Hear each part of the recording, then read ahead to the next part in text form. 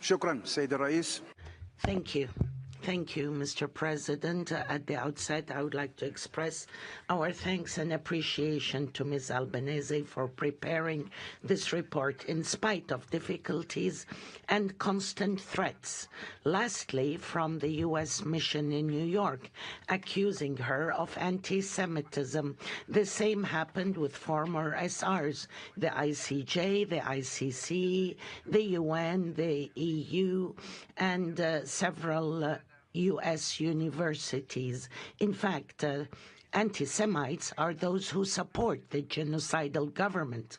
Mr. President, this report comes to complement the report of last year on genocide. The report provides a comprehensive analysis of how an economy of occupation became an economy of genocide, backed by a series of transnational corporations, from the industry of weapons to AI and digital surveillance. The report accurately describes this system as a colonial racial capitalism.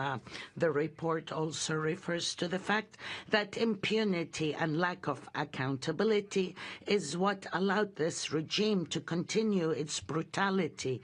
The report does not only provide evidence, but calls on radically rethinking the relationship between international law, world economy, and criminal liability.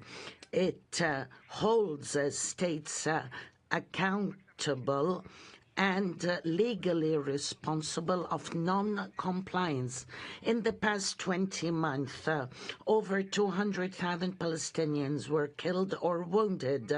Some 1,000 families were totally exterminated. 1.9 billion people were forcibly displaced, in addition to destruction of infrastructure.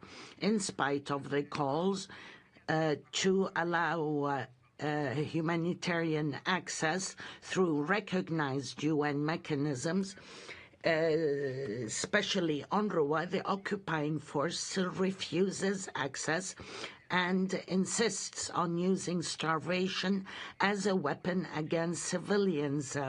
This means we must take practical steps to allow for aid access, and not through the Israeli-US trap that is called the Gaza Humanitarian Foundation, and that has killed 600 of those awaiting aid and wounded over 4,000 just last month. In the West Bank, including East Jerusalem, the occupying power continues a parallel campaign that is just as destructive. It aims at the very existence of Palestinians in all its forms. The cities and camps face daily incursions, constant attacks on the infrastructure, on civilian life. We also see an escalation of the crimes of settlers under the protection of the army. This includes arson, beating, collective expulsions, confiscation of land.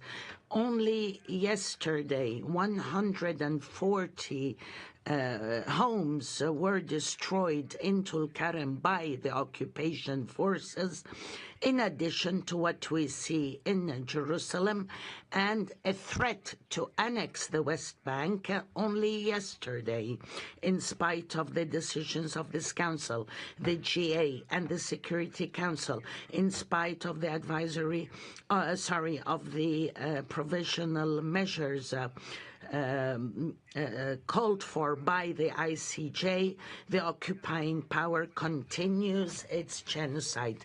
Therefore, the countries of the world are called upon to shoulder their legal, moral, and humanitarian responsibility. They must abide by Article 146 of the Fourth Geneva Convention to stop the transfer of weapons, not to cooperate with settlements, and it is time to take the necessary actions. Thank you.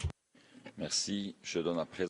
Thank you. I now give the floor to the Independent Human Rights Commission of the State of Palestine for a video statement. Mr. President, distinguished members of the Council, we express our deep appreciation for the honest